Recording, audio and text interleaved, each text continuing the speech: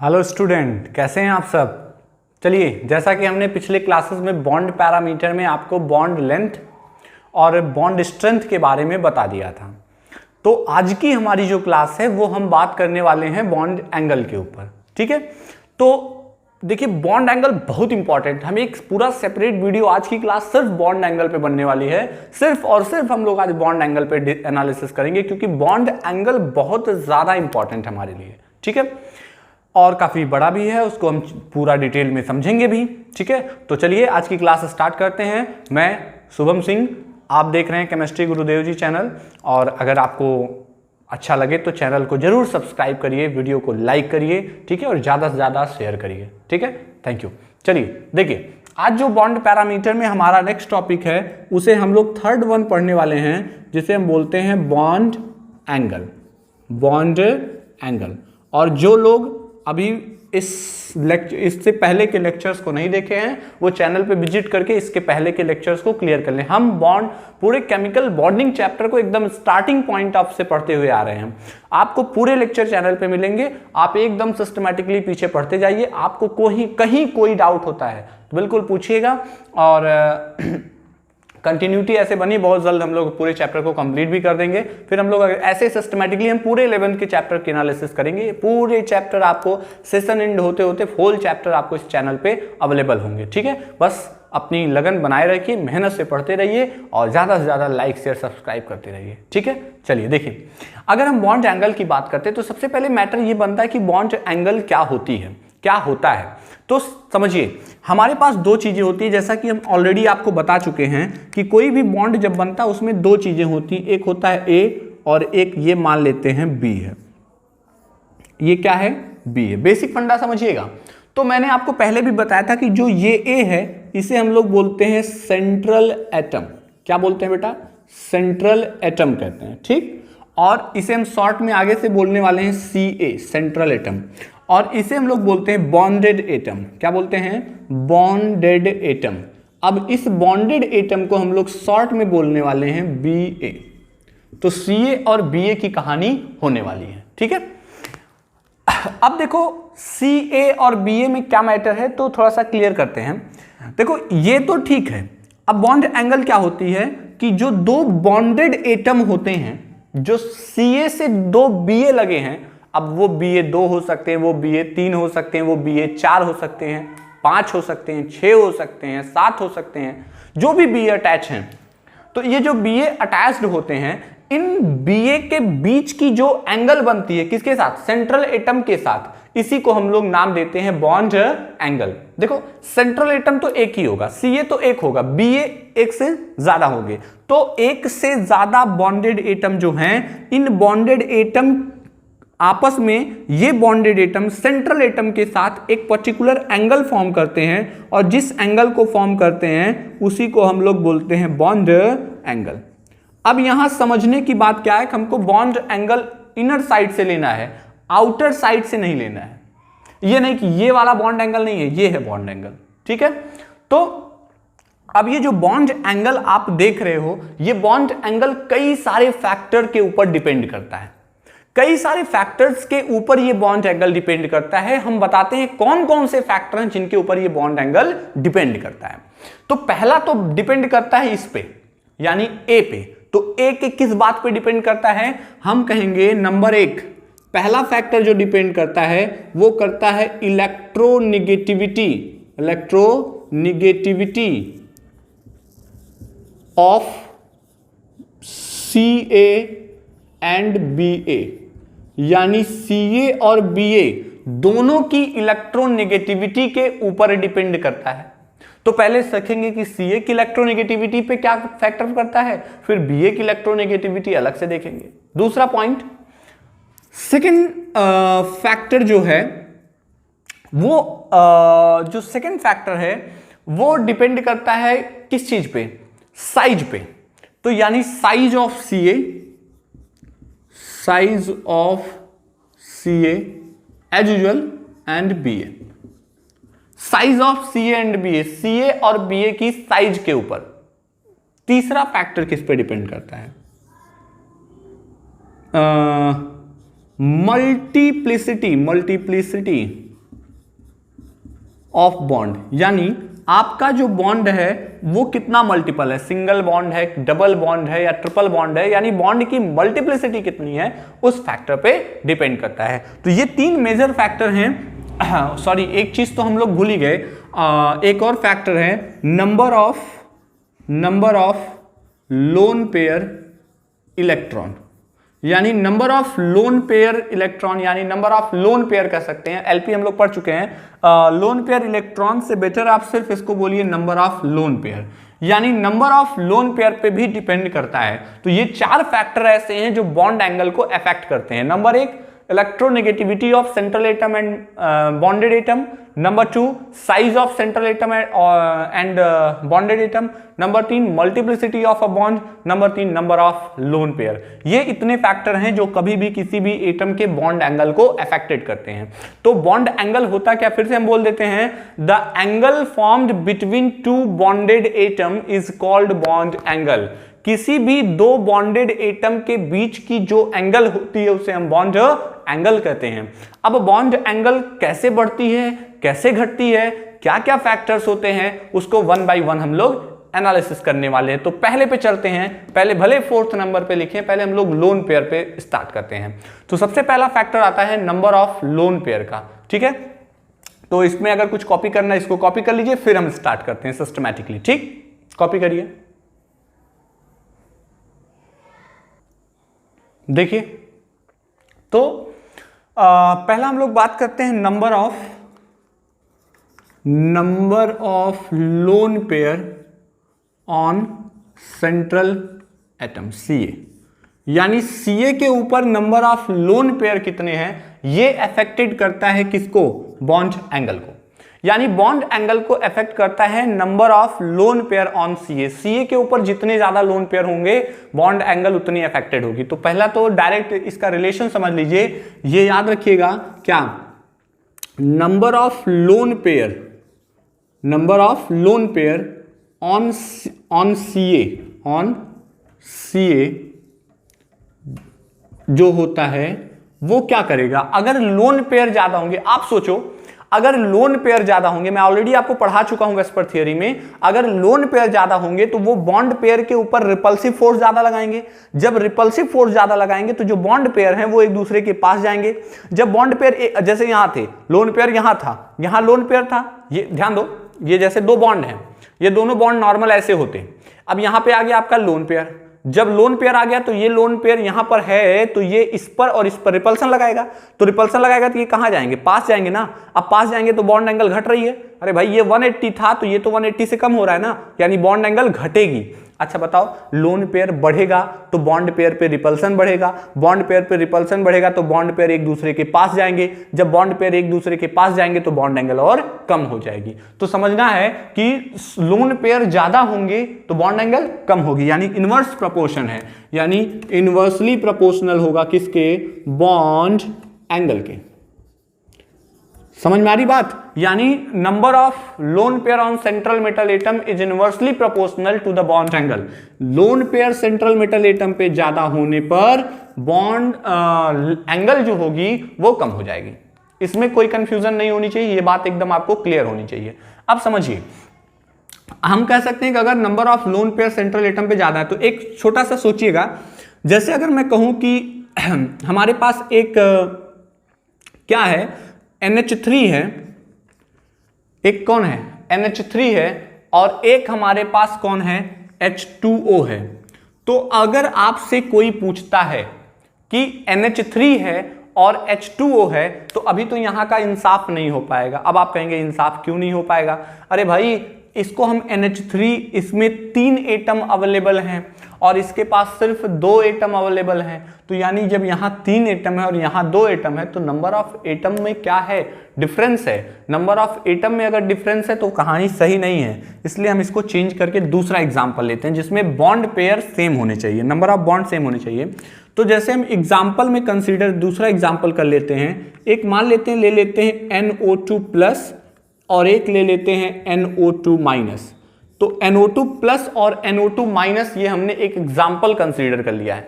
चलिए दोनों का हम पहले स्ट्रक्चर बनाते हैं। अगर कोई पूछ ले आपसे, देखिए कितना अच्छा क्वेश्चन बनेगा, out of NO2 plus and Na2 minus which one have higher bond angle, दोनों में किसकी बॉन्ड एंगल ज्यादा होगी, ये आपका क्वेश्चन है। तो अब इस क्वेश्चन को आप कैसे सीखेंगे, देखिए सबसे पहले N है तो नाइट्रोजन का एक डबल बॉन्ड है यानी मल्टीपल बॉन्ड बना देंगे, और प्लस है तो समझिएगा प्लस है यानी नाइट्रोजन एक इलेक्ट्रॉन दिया है, अगर नाइट्रोजन एक इलेक्ट्रॉन दिया है तो नाइट्रोजन के पास 5 होते हैं, एक चले गए बचे 4 बचे, इसका मतलब क्या हुआ 4 बचे, तो इसका मतलब हम इसका स्ट्रक्चर ऐसे बना सकते हैं। कैसे बना सकते हैं, ये डबल बॉन्ड O और 4 हैं तो ये डबल बॉन्ड O और साथ में इसके ऊपर पॉजिटिव चार्ज दिखा दीजिए, काउंट कर लीजिए। इसके पास 6 थे, 2 शेयरिंग से 8, 6 2 8, और इसके पास 4 थे, 4 शेयरिंग से 8, ऑक्टेट कंप्लीट है। तो अगर ऐसा है तो यहां पर जो बॉन्ड एंगल आएगी वो 180 डिग्री आएगी। कितनी आएगी, 180 डिग्री आएगी।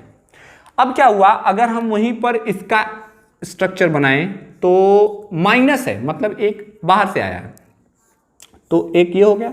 अब लेगा कौन, देने पे तो वो देगा जिसकी इलेक्ट्रोनेगेटिविटी कम है, लेगा वो जिसकी इलेक्ट्रोनेगेटिविटी ज्यादा है। ज्यादा किसकी है, ऑक्सीजन की है, तो यही ना लेगा।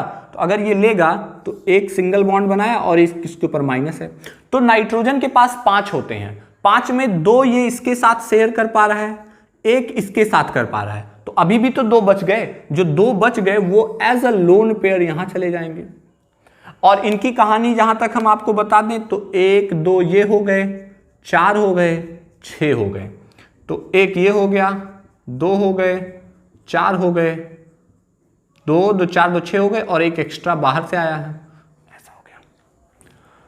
इसलिए इसके ऊपर माइनस है तो यहां पे स्ट्रक्चर बना। अब बताओ, जब ये अगर ये लोन पेयर नहीं होता तो ये भी सीधा होता, बॉन्ड एंगल 180 डिग्री होती, लेकिन लोन पेयर आने से इसने इसके ऊपर रिपल्सिव फोर्स लगाया। तो जब रिपल्सिव फोर्स लगाया तो जो N और O के बीच में बॉन्ड सीधा था वो ऐसे होने से क्या हुआ कि ऐसे होने से बॉन्ड एंगल घट गई, और अभी यहां पे प्रेजेंट टाइम में जो बॉन्ड एंगल है वो 115 डिग्री का है।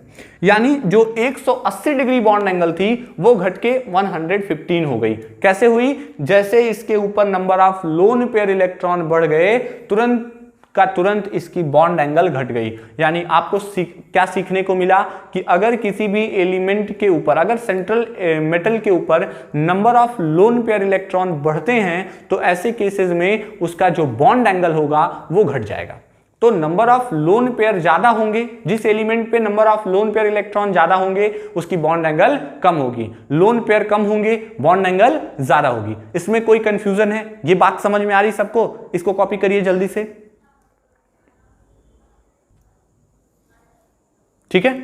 देखिए एक और चीज समझिए, अगर हम एक और एग्जांपल ले लें, जैसे अगर हम ये कहें कि CH4 है, NH3 है, H2O है, अगर कहा जाए कि इन तीनों में किसकी बॉन्ड एंगल ज्यादा होगी, किसकी बॉन्ड एंगल ज्यादा होगी, तो आपको क्या बताना है?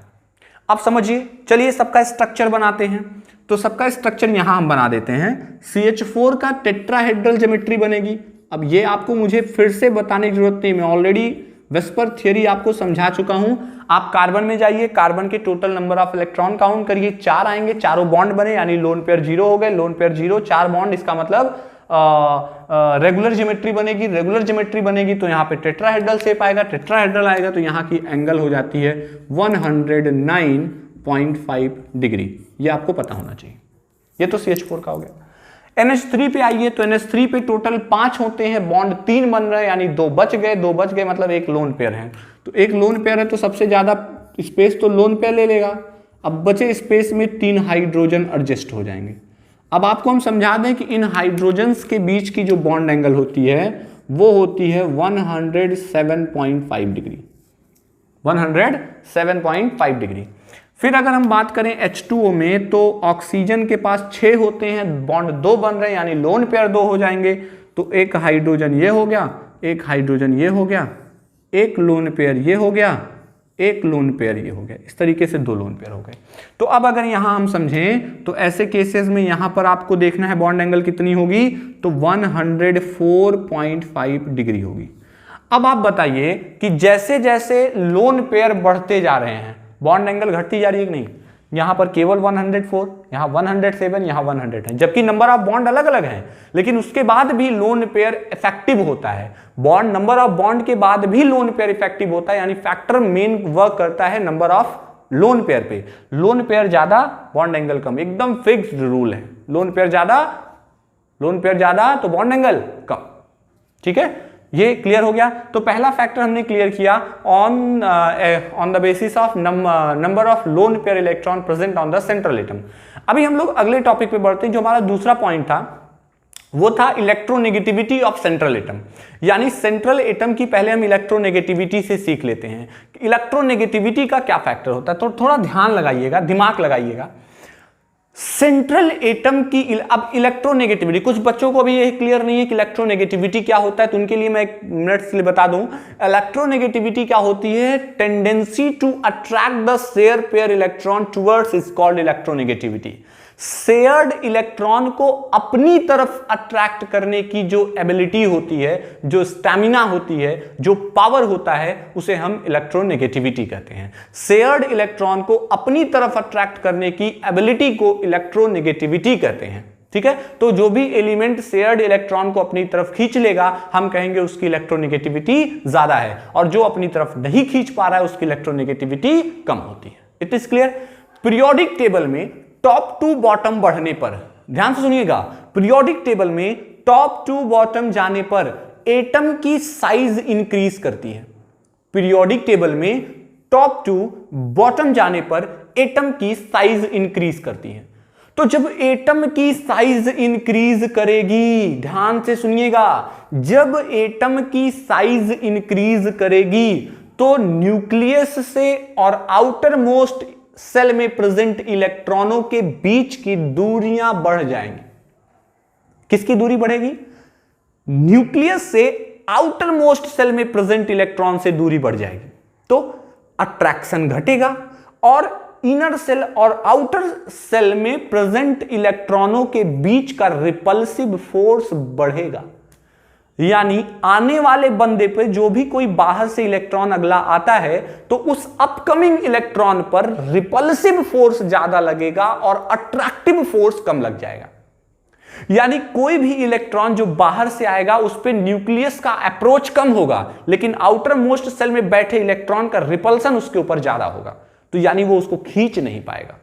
तो टॉप टू बॉटम जाने पर साइज बढ़ती है, साइज बढ़ने से इलेक्ट्रोनेगेटिविटी घट जाती है। जबकि लेफ्ट टू राइट जाने पर पीरियोडिक टेबल में एटॉमिक साइज डिक्रीज करती है, साइज छोटी होती है, तो न्यूक्लियस की अप्रोच ज्यादा हो जाती है, यानी इलेक्ट्रोनेगेटिविटी बढ़ जाती है। तो लेफ्ट टू राइट जाने पर इलेक्ट्रोनेगेटिविटी बढ़ती है और टॉप टू बॉटम घटती है। समझ में आई? अब आपसे यहां पे देखिए एक क्वेश्चन पूछा गया, ये तो क्वेश्चन इस तरह से बता लेंगे कि out of NH3 and H2O which one have higher bond angle, तो आप बता दोगे सीधी सी बात है, इसमें एक लोन पेयर, इसमें दो लोन पेयर है, तो इसका कम होगा, इसका ज्यादा होगा। इसमें तो कोई डाउट है ही नहीं आपको। अगर क्वेश्चन ये पूछे कि out of NH3 and PH3, ध्यान सुनिएगा, आपका क्वेश्चन है कि out of NH3 and PH3 which one have higher bond angle, NH3 और PH3 में किसका बॉन्ड एंगल ज्यादा होता है। अगर आपसे ये क्वेश्चन पूछा जाए तो आप इसका क्या जवाब देंगे, बताइए। आप कहेंगे बहुत आसान काम है, हम तुरंत निकालेंगे किसके ऊपर number of lone pair electron ज्यादा है। चेक करके देखिए, दोनों पे number of lone pair, number of bond pair सब इक्वल आएगा, because both are belong with the same period. एक ही पीरियड के एलिमेंट, एक ही ग्रुप के एलिमेंट, सॉरी नॉट पीरियड, एक ही ग्रुप के एलिमेंट है। नाइट्रोजन ऊपर आता है, फास्फोरस नीचे आता है।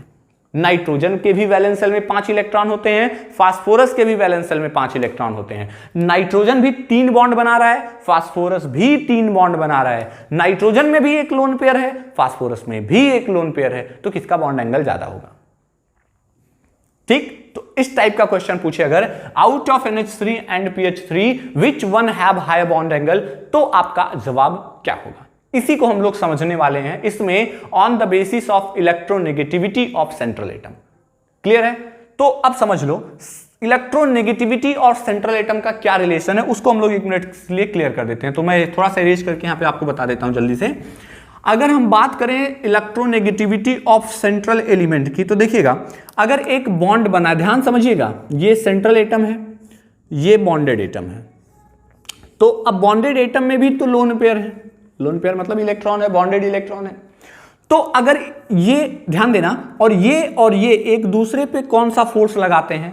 रिपल्सन लगाते हैं। क्या पर लगाते हैं? रिपल्सिव फोर्स लगाते हैं।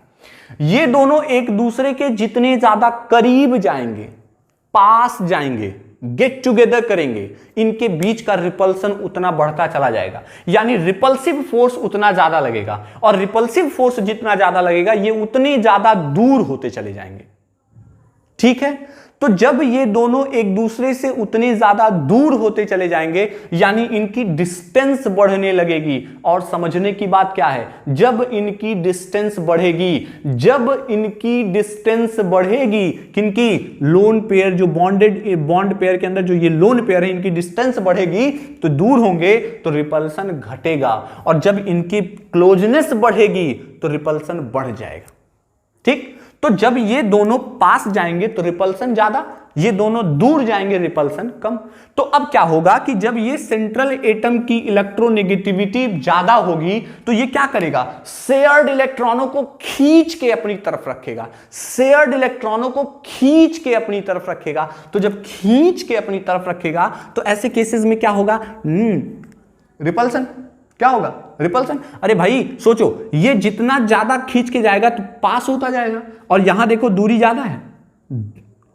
अगर B की तरफ रहेगा, ध्यान समझिएगा, अगर B की तरफ रहेगा तो इनके बीच की डिस्टेंस ज्यादा होगी, और अगर A की तरफ जाएगा तो इनके बीच की डिस्टेंस कम होगी। ये आपको इससे समझ में आ रहा है भाई, बॉन्ड यही ना है, यही तो है। अब अगर यहां है तो डिस्टेंस ज्यादा है, और यहां आ गया तो यहां देखो, यहां डिस्टेंस कम, रिपल्सन ज्यादा, यहां डिस्टेंस ज्यादा, रिपल्सन कम। समझ में आती बात? क्लियर होता है? तो अगर ऐसा है तो फिर यहां पर रिपल्सन ज्यादा हो जब ये ऊपर जाएगा। तो अब बताओ, अगर सेंट्रल एटम की इलेक्ट्रोनेगेटिविटी ज्यादा हो गई तो ये जो शेयर्ड इलेक्ट्रॉन है ये खींच के कहां चला जाएगा? ए के पास चला जाएगा, और जब ये सेंट्रल एटम के एक खींच के ए के पास जाएगा तो रिपल्सन बढ़ेगा, और रिपल्सन बढ़ेगा तो दोनों एटम दूर जाएंगे, और जब दूर जाएंगे तो बॉन्ड एंगल क्या हो जाएगी? बॉन्ड एंगल क्या हो जाएगी बताइए? बढ़ जाएगी। वही जब अगर इसकी इलेक्ट्रोनेगेटिविटी कम है, किसकी? ए की, तो ज्यादा किसकी होगी? बी की। अगर बी की ज्यादा हो जाए, या बी को भी छोड़ो, अभी हम खाली ए को लेके चल रहे हैं, ए की इलेक्ट्रोनेगेटिविटी कम है तो वो शेयर्ड इलेक्ट्रॉन को अपनी तरफ कम खींचेगा। जब शेयर्ड इलेक्ट्रॉन को अपनी तरफ कम खींचेगा तो ऐसे केसेस में क्या होगा? रिपल्सन घटेगा। रिपल्सन घटेगा तो स्टेबिलिटी बढ़ जाएगी। आप समझ रहे हैं ना मैं क्या बोलना चाह रहा हूं? तो अगर मैं कहूं कि ये हमारे पास NH3 है बेटा, 3 हाइड्रोजन एटम हैं, और यहां पर इसके पास ये लोन पेयर इलेक्ट्रॉन है। ऐसे PH3 है तो फास्फोरस में ये लोन पेयर इलेक्ट्रॉन है और ये हाइड्रोजन एटम है। अब आप बताओ कि NH3 और PH3 में किसका बॉन्ड एंगल ज्यादा होगा? तो समझो, NH3 और PH3 में किसका बॉन्ड एंगल ज्यादा होगा? ये PH3 है तो यहां पर क्या होगा कि एक lone pair, 3 bond pair, 3 bond. तो ये क्या है? ये है मोर इलेक्ट्रोनेगेटिव, मोर इलेक्ट्रोनेगेटिव। ये क्या है? Less electronegative, less electronegative. तो ये लेस है और ये मोर है, और यहां समझ लेना है कि जो बॉन्ड एंगल होती है, बॉन्ड एंगल जो होता है वो सेंट्रल एटम की इलेक्ट्रोनेगेटिविटी ज्यादा तो बॉन्ड एंगल ज्यादा, यानी बॉन्ड एंगल डायरेक्टली प्रोपोर्शनल होता है इलेक्ट्रोनेगेटिविटी ऑफ सेंट्रल एटम, यानी सेंट्रल एटम की इलेक्ट्रोनेगेटिविटी के डायरेक्टली प्रोपोर्शनल होता है। सेंट्रल एटम की इलेक्ट्रोनेगेटिविटी ज्यादा, बॉन्ड एंगल ज्यादा, सेंट्रल एटम की इलेक्ट्रोनेगेटिविटी कम, बॉन्ड एंगल कम। तो बताओ, अगर फास्फोरस की इलेक्ट्रोनेगेटिविटी कम, नाइट्रोजन की इलेक्ट्रोनेगेटिविटी ज्यादा, ये शेयर्ड इलेक्ट्रॉन को अपनी तरफ ज्यादा खींचेगा, इनके बीच का रिपल्सन ज्यादा होगा, यानी अमोनिया की बॉन्ड एंगल ज्यादा होगी PH3 से। अब अगर कोई पूछे NH3, PH3, ASH3, कोई पूछ लिया NH3, यहां देखो क्वेश्चन है कि NH3, PH3, ASH3, SbH3 में किसका बॉन्ड एंगल ज्यादा होगा? तो आपको कहना है सबसे ज्यादा NH3 का, फिर pH3 का, फिर SB को पूछा कोई भाई क्यों, number of bond pair, number of lone pair तो सेम है, तो आप कहोगे जनाब सेंट्रल एटम की इलेक्ट्रोनेगेटिविटी का फैक्टर है, यहां पर सेंट्रल एटम की इलेक्ट्रोनेगेटिविटी ज्यादा है तो इसकी बॉन्ड एंगल ज्यादा होगी, यहां कम है तो कम होगी। क्लियर हुआ? अच्छा, अगर बताओ बात सेंट्रल एटम की इलेक्ट्रोनेगेटिविटी से तो क्लियर हो गया, अब हम बात कर लेते हैं इलेक्ट्रोनेगेटिविटी सेंट्रल एटम की नहीं, बॉन्डेड एटम की इलेक्ट्रोनेगेटिविटी अगर हो तो उस पर क्या फैक्टर पड़ेगा। यानी अगर बॉन्डेड एटम की इलेक्ट्रोनेगेटिविटी का फैक्टर लिया जाए तो क्या केस बनने वाले हैं। तो देखिए, अगर हम बॉन्डेड एटम की इलेक्ट्रोनेगेटिविटी का केस लेके चलते हैं तो बताओ बॉन्डेड एटम की अगर इलेक्ट्रोनेगेटिविटी ज्यादा होगी तो बॉन्डेड एटम शेयर्ड इलेक्ट्रॉन को खींच के किसके पास रखेगा, अपने पास रखेगा। जब बॉन्डेड एटम शेयर्ड इलेक्ट्रॉन को खींच के अपने पास रखेगा तो जो बॉन्डेड इलेक्ट्रॉन है उनके बीच की जो डिस्टेंस है वो क्या होगी, बढ़ जाएगी। देखो यहां समझो, अगर मैं कहूं कि ये मोर इलेक्ट्रोनेगेटिव है, ये क्या है, मोर इलेक्ट्रोनेगेटिव है मान लीजिए, और इसको मैं बोल दूं कि ये लेस इलेक्ट्रोनेगेटिव है। कौन लेस है, ए, कौन ज्यादा है, बी। तो क्या होगा, ये शेयर्ड इलेक्ट्रॉन को अपनी तरफ खींचेगा, ऐसे में ये शेयर्ड इलेक्ट्रॉन दूर जाएंगे ऐसे, ये भी दूर जाएगा इसके, तो यहां की डिस्टेंस बढ़ेगी, डिस्टेंस बढ़ेगी तो रिपल्सन कम होगा, रिपल्सन कम होगा तो क्या होगा, ये एक दूसरे के पास आएंगे, पास आएंगे तो बॉन्ड एंगल घट जाएगी। समझ में आ रही बात ना? अरे भाई रिपल्सन घटेगा, रिपल्सन घटेगा तो पास आएंगे, पास आएंगे तो बॉन्ड एंगल कम हो जाएगी। तो अब कहना क्या है कि अगर ए बी का फैक्टर हम लोग अप्लाई करते हैं, ए बी का, तो अगर मैं एग्जांपल में ले लूं, कोई कहता है आपसे NCl3, या हम ऐसे छोड़ दो, इसको छोड़ दो, NCl3 को, नाइट्रोजन की साइज का फैक्टर है, ठीक है कोई दिक्कत नहीं, NF3 ले लेते हैं एंड NCl3 ले लेते हैं। अगर कोई कहे कि NF3 और NCl3 में किसका बॉन्ड एंगल ज्यादा होगा तो आप क्या बताएंगे। देखिए ऐसे केस में आपको दिख रहा है कि नाइट्रोजन दोनों केसेस में सेम है, तो एक लोन पेयर यहां पर है, 3 फ्लोरीन एटम अटैच हैं, ऐसे यहां पर एक नाइट्रोजन एटम है, 3 क्लोरीन एटम अटैच हैं। अब बताओ यहां पर 3 फ्लोरीन एटम अटैच है और यहां पर 3 क्लोरीन एटम अटैच हैं। फ्लोरीन और क्लोरीन में तो याद रखना fluorine is more electronegative, more electronegative than chlorine.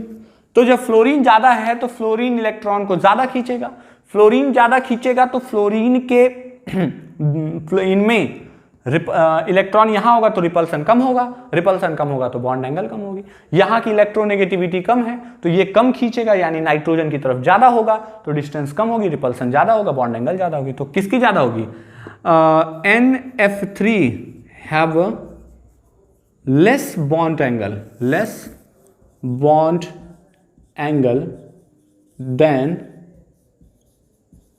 NCl3।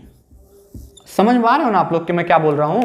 Fluorine की इलेक्ट्रोनेगेटिविटी ज्यादा, यानी ये जो शेयर्ड इलेक्ट्रॉन है वो ज्यादा से ज्यादा फ्लोरीन की तरफ होंगे। क्लोरीन की कम है तो क्लोरीन के पास थोड़ा कम होंगे, मान के चलते हैं ऐसे सेंटर में होंगे। अब यहां की दूरी जो है वो ज्यादा है और यहां की दूरी जो देख रहे हैं वो कम है, तो जब इन बॉन्डेड इलेक्ट्रॉनों की डिस्टेंस कम होगी तो रिपल्सन ज्यादा होगा, यानी हम कह सकते हैं कि यहां पर मोर रिपल्सन है, मोर क्या है, रिपल्सन है, और यहां पर क्या है, यहां पर लेस रिपल्सन है, लेस रिपल्सन। और जहां पर इनके बीच का रिपल्सन घटेगा बॉन्ड एंगल कम हो जाएगी, रिपल्सन बढ़ेगा, दूर जाएंगे एटम, बॉन्ड एंगल ज्यादा हो जाएगी। आसान है, ठीक है। तो अगर सेंट्रल एटम की इलेक्ट्रोनेगेटिविटी ज्यादा होती है तो बॉन्ड एंगल ज्यादा होगी, और सेंट्रल एटम की इलेक्ट्रोनेगेटिविटी कम होती है तो बॉन्ड एंगल भी कम हो जाएगा। तो मैं यहां पर आपको क्लियर कट फॉर्मूला बना देता हूं, यानी जो बॉन्ड एंगल है, जो बॉन्ड एंगल है वो डायरेक्टली प्रोपोर्शनल होगा electronegativity of central atom and inversely proportional होगा इलेक्ट्रोनेगेटिविटी ऑफ बॉन्डेड एटम। मैं पहले ही बोल रहा Ba मतलब बॉन्डेड एटम। अब बताओ कोई दिक्कत? ये समझ में आया? इस तरीके से आपको सेंट्रल एटम और बॉन्डेड एटम का केस क्लियर हो जाना चाहिए। उम्मीद है आपको ये बात तो समझ में आ गई होगी कि लिंकिंग और शेयर का क्या केस बनता है। अच्छा, अब ऐसे ही साइज का फैक्टर ले लीजिए। अगर एलिमेंट की साइज बड़ी होती तो इलेक्ट्रोनेगेटिविटी ऑफ कोर्स घट जाती है। तो आप वही फैक्टर लगाएं, चाहे साइज का कहें चाहे इलेक्ट्रोनेगेटिविटी का, बेसिक फैक्टर है। साइज बढ़ने पर इलेक्ट्रोनेगेटिविटी घट जाती है। तो अब बताओ किसकी साइज बड़ी है? क्लोरीन की साइज बड़ी है। तो जिसकी अगर लिंकिंग एटम की साइज बड़ी है, ध्यान से देना यहाँ पे, यहाँ बॉन्डेड एटम और ये central atom, sorry central atom bonded atom, अगर बॉन्डेड एटम की साइज ज्यादा है तो मतलब बॉन्डेड एटम की इलेक्ट्रोनेगेटिविटी कम है, तो वो शेयर्ड इलेक्ट्रॉन को कम खींचेगा, बॉन्ड एंगल ज्यादा होगी। अगर वही साइज का फैक्टर इसको तो रिवर्स हो जाएगा, यानी जो अब तक हम बोल रहे हैं कि bond angle directly proportional electronegativity of central atom, यानी सेंट्रल एटम की और इलेक्ट्रोनेगेटिविटी इनवर्सली प्रोपोर्शनल होती है साइज ऑफ एटम के। साइज बड़ी तो इलेक्ट्रोनेगेटिविटी कम, तो ये रिवर्स हो जाएगा, यानी बॉन्ड एंगल डायरेक्टली प्रोपोर्शनल होगा size of bonded atom. Bonded atom की साइज बड़ी, अगर बॉन्डेड एटम की साइज बड़ी तो उसकी रिपल्सन घटेगा, रिपल्सन घटेगा मतलब साइज बड़ी तो इलेक्ट्रोनेगेटिविटी कम, इलेक्ट्रोनेगेटिविटी कम, इलेक्ट्रॉन शिफ्ट हुए सेंट्रल एटम की तरफ, रिपल्सन बढ़ेगा, बॉन्ड एंगल बढ़ जाएगी। तो ये ध्यान रखिए, रिवर्स हो जाएगा। तो जहां बॉन्डेड है वहां सेंट्रल, जहां सेंट्रल है वहां बॉन्डेड, और इलेक्ट्रोनेगेटिविटी की जगह साइज का फैक्टर हो जाएगा। तो हम यहाँ पे उसको भी बना देते हैं, यानी अगर हम इसी को बोलें तो बॉन्ड एंगल जो होगी, जो बॉन्ड एंगल होगी वो डायरेक्टली प्रोपोर्शनल हो जाएगी size of what? Bonded atom, and inversely proportional हो जाएगी साइज ऑफ सेंट्रल एटम। कैसे? अरे भाई, साइज ऑफ बॉन्डेड एटम ज्यादा है। चलो इन दोनों में देखो, बॉन्डेड एटम है, साइज बड़ी है, साइज बड़ी है तो इलेक्ट्रॉनों को कम खींच रहा है, कम खींच रहा है, इलेक्ट्रॉन ऊपर गए, रिपल्सन बढ़ा, बॉन्ड एंगल बढ़ गई। तो अगर साइज ऑफ बॉन्डेड एटम ज्यादा तो बॉन्ड एंगल ज्यादा, कम। लॉजिक क्लियर है? तो ये आपका साइज का भी फैक्टर हो गया और इलेक्ट्रोनेगेटिविटी वाला फैक्टर भी हो गया। ठीक है, अब हमारे पास कौन सा फैक्टर बचा हुआ है? तो हमने साइज का पढ़ लिया, इसका पढ़ लिया। अब हम बात कर लेते हैं कि मल्टीपल बॉन्ड के। तो मल्टीपल बॉन्ड के केस में याद रखिए, जितना एक्सपेक्ट किया जाता है, यानी अगर हम कहें कि हमारे पास सपोज करिए कोई सिंगल बॉन्डेड है और मल्टीपल बॉन्डेड है, तो जो मल्टीपल बॉन्ड होगा कहीं ना कहीं उसमें नंबर ऑफ इलेक्ट्रॉन, जैसे एक सिंगल बॉन्ड में 2 हैं तो जो 2 डबल बॉन्ड होंगे तो उनमें 4 हो जाएंगे। 4 होने से रिपल्सन क्या करेंगे? ज्यादा लगाएंगे। भाई बॉन्ड इलेक्ट्रॉनों की क्लाउड जब बढ़ेगा तो रिपल्सन ऑटोमेटिकली बढ़ जाएगा, और जब रिपल्सन बढ़ेगा तो बॉन्ड एंगल भी उसी तरीके से अफेक्टेड हो जाएगी। ठीक है, क्लियर है? तो ये कुछ बेसिक फैक्टर थे किसके? बॉन्ड एंगल के। हम कुछ एग्जांपल उसके भी बता देते हैं मल्टीपल बॉन्ड के। पहले आप इसको कॉपी कर लीजिए, कॉपी करिए। चलिए देखिए, एक एग्जांपल ले लेते हैं COF2 एंड COCl2 में किसकी बॉन्ड एंगल ज्यादा होगी ये आपको पूछना है। तो कार्बन में है तो डबल बॉन्डेड ये हो गया, 2 फ्लोरीन है तो एक इधर लगा दो, एक इधर लगा दो। ऐसे यहां पर आओ तो कार्बन डबल बॉन्डेड ये हो गया और 2 क्लोरीन है तो इधर लगा दो। अब अगर हम यहां से बात समझें तो दोनों में मल्टीपल बॉन्ड है, तो दोनों में मल्टीपल बॉन्ड है, ट्राइगोनल प्लेनर है। तो देखो थोड़ा सा दिमाग लगाओ, अगर सिंगल बॉन्ड होता तो ये ट्राइगोनल प्लेनर होता। कैसा होता? ट्राइगोनल प्लेनर होता। और जब ट्राइगोनल प्लेनर होता तो बॉन्ड एंगल 120 डिग्री होती। आपको पढ़ाया हूं पीछे वेस्पर थियरी में, बॉन्ड एंगल 120 डिग्री होती। लेकिन ये ट्राइगोनल प्लेनर शेप तो है, लेकिन बॉन्ड एंगल कुछ अलग होती है। तो बॉन्ड एंगल का फैक्टर जो है वो इसमें कुछ चेंज हो जाता है, बदल जाता है। क्यों बदलता है? क्योंकि यहां पर हमारे पास क्या है? मल्टीपल बॉन्ड है। तो मल्टीपल बॉन्ड के केस में जब आप फ्लोरीन के केस में जाते हैं तो यहां पर जो होती है वो 108 डिग्री होता है और इसके केस में 111 डिग्री होता है। अब समझना क्यों है? तो देखो भाई, होना चाहिए था 120, 120, 120, 120, लेकिन मल्टीपल बॉन्ड होने की वजह से 120 नहीं हुआ, इधर से रिपल्सन ज्यादा लग रहा है, तो जो 120 पे होना, इतने पे होना चाहिए था, वो शिफ्ट होके और पास आ गए, जिसकी वजह से बॉन्ड एंगल इनकी घट गई। अब ये चेंजेस क्यों दिख रहे हैं, ये आपको समझ में आ रहे होंगे, समझ में आ रहा है ना? तो ये इसलिए ऐसा हो रहा है कि यहां पर फ्लोरीन की इलेक्ट्रोनेगेटिविटी ज्यादा है, तो शेयर्ड इलेक्ट्रॉन को अपनी तरफ खींचा है, तो शेयर्ड, तो इनके बीच का रिपल्सन घटेगा तो एटम पास आएंगे, तो बॉन्ड एंगल कम हो जाएगी। लेकिन यहां पर क्लोरीन है, इसकी इलेक्ट्रोनेगेटिविटी फ्लोरीन के कंपेयर में कम है, तो यानी ये इलेक्ट्रॉन कुछ कार्बन की तरफ होगा, तो उनके बीच की डिस्टेंस थोड़ी कम होगी, रिपल्सन थोड़ा ज्यादा होगा, तो बॉन्ड एंगल थोड़ी ज्यादा आ रही है। ये तो ये अलग अलग क्यों आ रहा है, ये लॉजिक हो गई। और ये 120 नहीं है, क्यों? क्योंकि ये मल्टीपल बॉन्ड फॉर्म किया है। अब तो आपको समझ में आ गया होगा। तो इस तरीके से हमने अपना पूरा बॉन्ड एंगल कंप्लीट कर लिया। उम्मीद है आपको समझ में आया होगा। अगर कोई डाउट है तो बिल्कुल पूछिएगा और आप इसको अच्छे से रिकॉल कर लिया। बच्चों बहुत हार्ड वर्क कर रहे हैं आप, वीडियो को देख के लाइक जरूर करिए, क्योंकि आपको उसमें कोई प्रॉब्लम नहीं है, और ज़्यादा से ज़्यादा शेयर करिए, सो दैट हम जो मेहनत कर रहे हैं वो और ज़्यादा एफर्ट के साथ आपके लिए मेहनत कर सकें। ठीक है, तो इसको रिवाइज कर लीजिएगा। इसी के साथ इस लेक्चर को कंप्लीट करते हैं, फिर हम लोग अगले लेक्चर में मिलेंगे, और अगले लेक्चर में हम लोग बात करने वाले हैं रिजोनेंस के बारे में। ठीक है, रिजोनेंस क्या होता है तो हम लोग नेक्स्ट लेक्चर में रिजोनेंस नहीं, अभी हम लोग पढ़ेंगे ओवरलैपिंग एंड हाइब्रिडाइजेशन। ओवरलैपिंग और हाइब्रिडाइजेशन पढ़ने के बाद फिर हम रिजोनेंस पढ़ेंगे। तो सी यू इन नेक्स्ट लेक्चर। इसको अच्छे से रिवाइज कर लीजिएगा। Thank you and that's all.